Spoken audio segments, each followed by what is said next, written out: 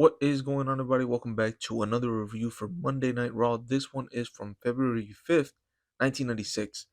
Another good lineup on this episode: Yokozuna and Bulldog versus two dudes with attitude, and Bret Hart versus Undertaker for the WWF title.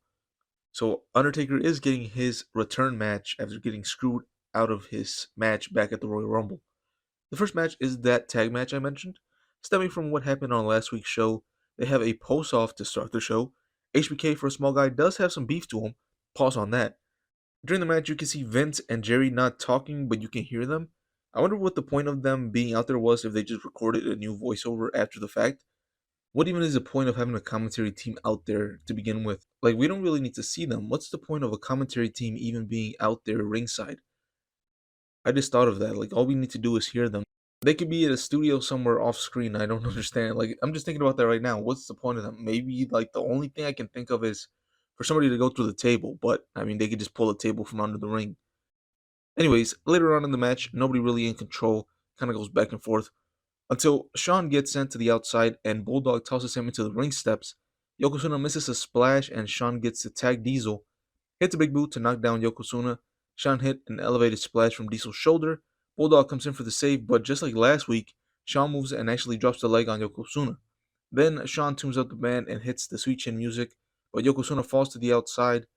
Owen runs out to help to get Yokozuna back in the ring, but unlike last week, the referee will not restart the count over and over and over again. Instead, it's a quick 10 count, and the two dudes get the win. After the match, Cornette starts berating Yokozuna for losing again. He keeps putting his finger on him. Yokozuna eventually loses it and shoves Cornette. Bulldog and Owen try to attack Yokozuna, but he fends them off and actually tells them to come in and get more of him. He chases them to the back, and the crowd are behind Yokozuna for this turn. Yokozuna as a good guy? I wonder how that will get over. But they have Vader now, so they don't really need him as the big guy in the group anymore.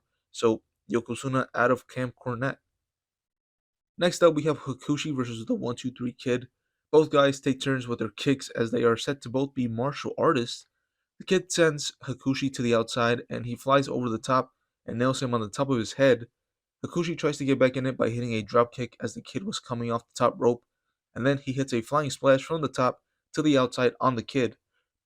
He gets a near fall after a shoulder block from the top rope, but the Kid gets the upper hand again with a spinning kick. He catches Hakushi on the top and hits him with a butterfly superplex for the win. There were some good moves here, but something was off. It might have been how dead the crowd was for this. There were some good near falls at the end, but again, the crowd wasn't really reacting to it. It made me not care either. So, still a fine TV match. Another good thing was that there was no outside interference like there has been in the last couple of weeks. Feels like interference has happened in every match, but for this one, they kept it nice and clean. Not even Ted DiBiase, doing that much to get involved here. Next up, Clarence Mason. Still going on about how Vader has not been reinstated and they haven't heard anything from Gorilla Monsoon, so they are planning to sue. We get some words from Gorilla. He says that he will not be apologizing to Vader and that Roddy Piper will be a good fit while he is recovering, which he says won't be until after WrestleMania. So we have Piper for at least another 2 months. Then we have probably the biggest match in Raw history: Undertaker versus Bret Hart for the WWF title. Back at the Rumble, I will be honest, I wasn't paying attention to their match because it was very slow paced. There's something about those matches I just can't get into. Waiting while Taker walks slow and stalks his opponent, only for him to just stomp on him. Or Bret fighting back with a couple of moves, only for Taker to hit a punch and slow the match right back down again. Let's see if they have a faster match now that it's on TV and they have a shorter time to get their match in. Bret Hart was also sporting a black eye here. I really don't know why these guys keep going back to Syracuse. I guess they haven't learned their lesson. On commentary, they do mention that Roddy Piper is introducing a new match to the WWF called a Triple Threat, but they have a new match unlocked. Diesel makes his way out to commentary during this match and distracts Taker for a moment, and Bret takes advantage. Slow paced match though, yet again. Eventually, Undertaker gets Bret in position for the tombstone, but then in one of the worst looking knockout spots, they lose the referee. Diesel gets involved by attacking Bret, but then Taker takes him out for a second. Diesel comes back in and nails Taker with a chair shot. Diesel gets him out for the jackknife twice in the ring with the ref still out of it. Crazy how the fans just flip flop for Diesel depending on the situation. They cheered him earlier, but they've also booed him before, and now they're booing him again because he's attacking Taker. During the commercial, Bret goes to attack Diesel and they both go to the back. They tell us that the match was officially a draw, So an ending I'm not surprised with on an episode of Raw, but it was just these two guys just putting on the most simple match just so nobody gets hurt and they can continue on with their storylines.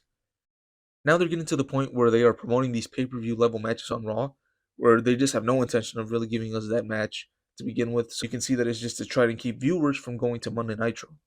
So we're bound to get matches where both guys are just in there, just walking around for 10, 15 minutes just to kill time. Speaking of Nitro, we get the conclusion of last week's sketch with billionaire Ted, and this actually got a laugh out of me. Vince calls out Ted for losing the stockholders' money. Pot calling the kettle black there, Vince? The CEO taking funds from the company to use it for their own pleasure? Haven't heard of that before. So that does it for the episode. As many big names that we got on the show, I'm going to give this one a bad grade. I just don't get it. If you're going to promote the match, just give these guys 20 to 25 minutes from the beginning of the entrances all the way to the end of the match. And you can still do your stupid finish, but just let them put on a good match. It's not like they're not capable of doing it. Uh, I just won't never understand the false advertisement from these companies. Or you know what else? If you're not willing to have a clear finish, don't book it. That simple. Especially when we saw something similar at the Royal Rumble. You could have had Diesel attack him during a promo segment with Paul Bearer, or he could attack after Undertaker gets a win over a random mid-carder or jobber. And you can still have Bret come out because he would technically still be involved in all of this since he's facing Diesel at the next pay-per-view. So it wouldn't be out of the blue if you had all these guys involved in each other's business. But yeah, that does it for the review. And one thing I failed to mention, and I probably didn't notice this, but this again was the go home show for the pay per view. It's like they do such a poor job of announcing stuff like this, at least around this time. I'm surprised that people knew when the pay per view actually was. And I say that it was technically the go home show because we are not getting another Raw until the 19th of February, which is the day after the pay per view. I'm just ready to get to WrestleMania, so I'm kind of glad that there are no more Raws. That would be like two extra Raws that I don't know what they could do to get us any more hype than we already are for just to get us to the In Your House pay per view, let alone getting all the way to WrestleMania. So for the last couple of months, actually, they're really making me doubt every pay per view in terms of the quality of matches. It's one thing to give us watered down versions of a match on Raw, but they're doing it on pay per view. So hopefully they start turning it around. But until the next one, I am out.